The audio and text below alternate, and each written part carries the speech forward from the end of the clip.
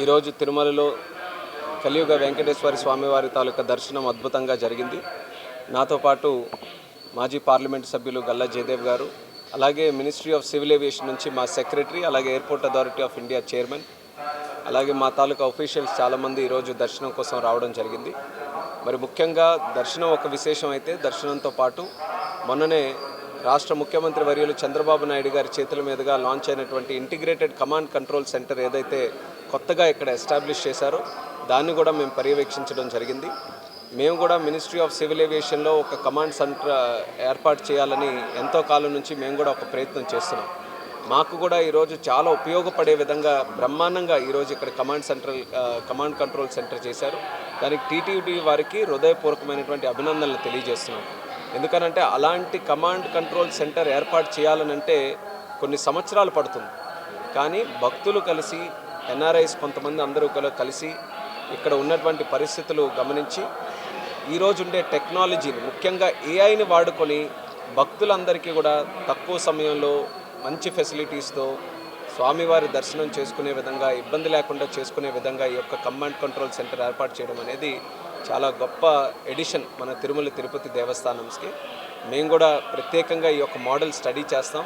ఏ teams అయితే దీని మీద వర్క్ చేసాయో వాళ్ళతో కూడా ఇంటరాక్ట్ అయ్యి, దేశంలో మీరు చూస్తున్నారు ఎయిర్పోర్ట్స్ కానీ ఏవియేషన్ తాలూకా సెక్టర్ ఏ రకంగా గ్రో అయిందని. 2014 నుంచి ఈ రోజు వరకు చూసుకుంటే 74 నుంచి సుమారు 165 ఎయిర్పోర్ట్లు ఈరోజు దేశంలో ఉన్నాయి. మన ప్రధానమంత్రి నరేంద్ర మోదీ గారి తాలూకా ఆధ్వర్యంలో fastest growing sector in the country ఈరోజు సివిల్ ఏవియేషన్ ఉంది. అలాగే భవిష్యత్తులో మరొక 20 సంవత్సరాలు కూడా ప్రతి సంవత్సరం 10% గ్రోత్ రేట్తో ఈ యొక్క సెక్టర్ ముందుకు నడవబోతుంది.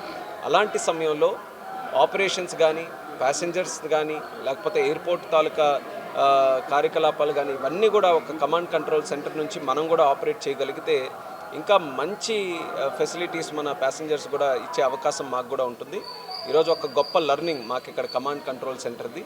అలాగే ఈరోజు ప్రత్యేకంగా ఈ యొక్క దర్శనం కూడా చాలా చక్కగా చేసినందుకు మన వెంకయ్య గారికి కూడా ప్రత్యేక ధన్యవాదాలు తెలియజేస్తున్నాం. దగ్గరుండి చాలా చక్కగా ఈ యొక్క దర్శనాన్ని కూడా ఏర్పాటు చేశారు. మాకనే కాదు, మిగిలిన భక్తులతో కూడా అందరితో కూడా ఇంటరాక్ట్ అయితే చాలా ప్రశాంతంగా, చాలా చక్కగా ప్రసాదాలు కానీ, దర్శనం కానీ, ఇక్కడ ఏర్పాట్లు కానీ అన్నిటినీ కూడా ఈరోజు మెచ్చుకుంటున్నాం. దానికి మన ముఖ్యమంత్రి వర్యులకి, అలాగే ఉప ముఖ్యమంత్రి వర్యులకి, కూటమి ప్రభుత్వానికి, రాష్ట్ర ప్రభుత్వానికి ప్రత్యేక ధన్యవాదాలు తెలియజేస్తున్నాను.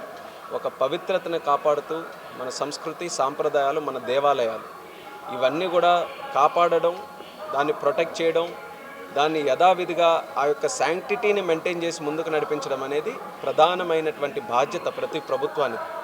దాన్ని మనసా వాచా కర్మేణ ఈ యొక్క ప్రభుత్వం పూర్తి శాతం కట్టుబడి ఉండి ఈ యొక్క కార్యక్రమాలు చేస్తున్నందుకు చాలా ఆనందంగా ఉందని కూడా తెలియజేసుకుంటున్నాను.